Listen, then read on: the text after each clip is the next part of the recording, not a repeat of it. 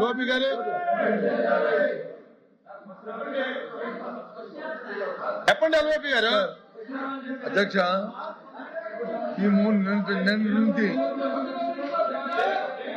నిన్నటి నుంచి ఒకే అంశం మీద డిఎస్సి మీద జరిగిన అవకతవకల మీద చర్చించాలి, సభలో చర్చించాలి, దాన్ని ఎంక్వైరీ జరగాలని చెప్పి నేను డిమాండ్ చేస్తున్నాం. ఇవాళ ప్రధాన పత్రికల్లో శాసనసభలో మాట్లాడారు అది మరి ఇక్కడ మాట్లాడడానికి ఎందుకనగా వెనకంగా వేస్తారో మాకు అర్థమవుతుంది. వాస్తవ విషయాలు అక్కడ చెప్పిన ఇక్కడ చెప్పొచ్చు కదా, చెప్పొచ్చు కదా. దీని తర్వాత చేస్తామని చెప్పి ముఖ్యమంత్రి గారు ఉన్నారు కదా, ముఖ్యమంత్రి గారు చెప్పాలండి.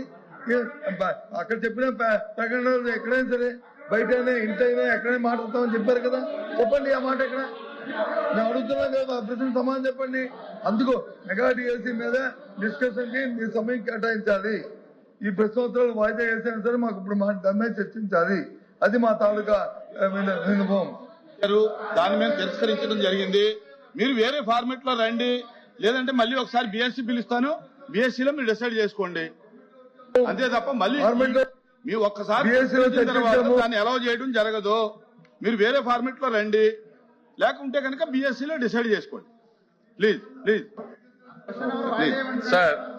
స్పీకర్ చైర్మన్ సార్, మీరు అనుమతిస్తే సార్.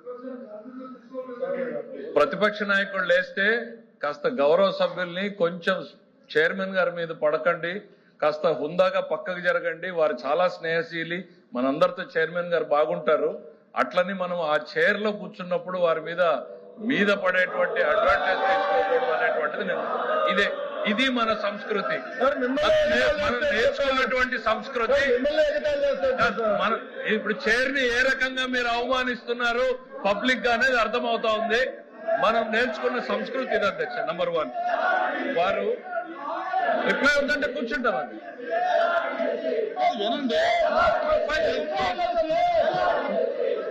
డిఎస్సి మీద చర్చించడానికి అధ్యక్ష వాళ్ళ ఉద్దేశం చాలా స్పష్టంగా అర్థమైంది. మాట్లాడేకేం లేదు, అల్లరి చేసుకుని వెళ్ళిపోవాలని. అరే ఆయన ఏదో లేవనెత్తాడు, మేం క్లియర్ గా చెప్పదలుచుకున్నాం. డిఎస్సి మీద చర్చించడానికి ఈ ప్రభుత్వం సిద్ధంగా ఉంది అనేటువంటిది నిన్న బిఎస్సిలో స్పష్టంగా మీ ఎదురుగా ఆయనకు చెప్పాం. వాళ్ళ మెంబర్స్ కూడా చెప్తున్నారు అధ్యక్ష, వాళ్ళు వినుండరు. దయచేసి వాళ్ళ మెంబర్స్ ఇంటే అర్థమవుతుంది అధ్యక్ష. తమరు ఉండాల్సిన దగ్గర ఫర్మ్ గా ఉండాలి అధ్యక్ష. కొంచెం తమరు ఫర్మ్ గా లేకపోతే సభ జరపడం కూడా కష్టమవుతుంది అధ్యక్ష.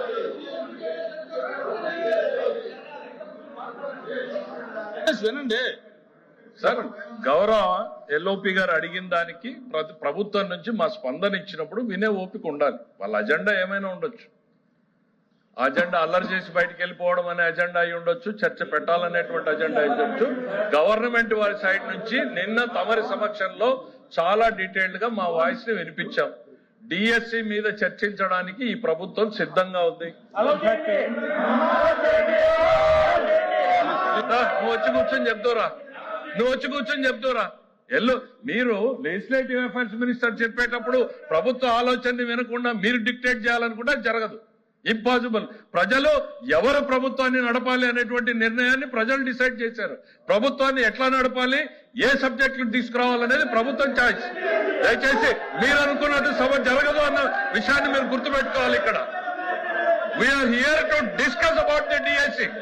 ప్రజలకు ఒకవైపు ఎల్నినోతో ప్రజలు ఇబ్బంది పడుతూ ఉంటే తాగునీరు, సాగునీరు, వ్యవసాయం ఏ రకంగా ఈ ప్రభుత్వం వాళ్ళని ఆదుకోబోతున్నాం అనేటువంటి బాధ్యతాయుతమైనటువంటి సమాధానం చెప్పాల్సిన మీరు నిర్లక్ష్యంగా ప్రజల పట్ల ఏమాత్రం కూడా అంకిత భావం లేకుండా, వాళ్ళ సమస్యల గురించి చర్చించకుండా కేవలం రాజకీయాలు చేయాలనేటువంటి ఆలోచనతో మీరు ఈ అల్లరి చేసేటువంటి కార్యక్రమం చేస్తున్నారు తప్ప రైతులు ఏ రకంగా ఇబ్బంది పడుతున్నారు, కృష్ణా డెల్టాలో రైతుల పరిస్థితి ఏంటి, గోదావరి డెల్టా ఏంటి, రాయలసీమ ఏంటి, ఉత్తరాంధ్ర ఏంటి, ఈ రైతుల సమస్యల గురించి ఒక్క నిమిషం మీరు మాట్లాడారా?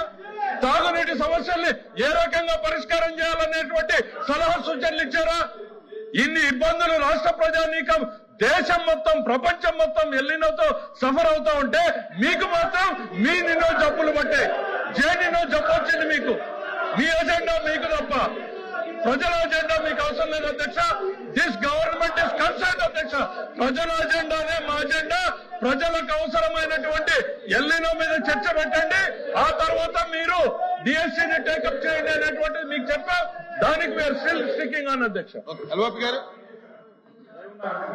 లెజిస్లేటివ్ అఫైర్స్ మినిస్టర్ గారు రాష్ట్రం మీద రాష్ట్ర ప్రజల మీద ఎంత అభిమానాన్ని చూపెడుతున్నారో మేము చూసాం. మరి ఈ అభిమానం అసెంబ్లీలో ఏమైంది అధ్యక్ష? ముందు డిఎస్సీ చర్చించిన తర్వాత ఏదైనా చర్చించారు కదా, మరి అక్కడ ఏమైంది అంటే అక్కడ లేదా ఇక్కడ వచ్చిందా? మేము మొదటగా ఎజెండాలో పెట్టింది మేము, వ్యవసాయం మీద చర్చించాలని అడిగింది మేము. డిఎస్సీ మీద చర్చించిన వెంటనే వ్యవసాయం మీద చర్చించండి, ప్రజలు ఇబ్బంది పడుతున్నారు, వర్షపాతం లేక, ఎరువులు దొరక్క, గిట్టుబాటు ధరలు లేక ఇబ్బంది పడుతున్నారు, అల్లాడుతున్నారు. ఎప్పుడు ఇలాంటి పరిస్థితులు ఈ రాష్ట్రంలో లేవు అని చెప్పింది మేము. ఇటువంటి పరిస్థితుల్లో ప్రజలను ఆదుకోవాలని చెప్పాం. మరి అసెంబ్లీలో మరి ఎందుకు పెట్టారు అధ్యక్ష? ముందు డిఎస్సీ పెట్టండి. అక్కడ లేదా? అక్కడ ప్రజలు కాదా? అక్కడ చర్చించిన ప్రజలు కాదా? అక్కడ వచ్చి రెండో పెడతారు, ఇక్కడ వచ్చి మాత్రం ఇక్కడ పెడతారు. అంటే ప్రజల మీద ఎంత పెద్ద ఉందో. క్వశ్చన్ అవర్ అయిన తర్వాత బిఎస్సీ పిలుస్తాము, బిఎస్సీ లో డిసైడ్ చేసి మీరు పిలిచారు. ఓపెన్ చేయండి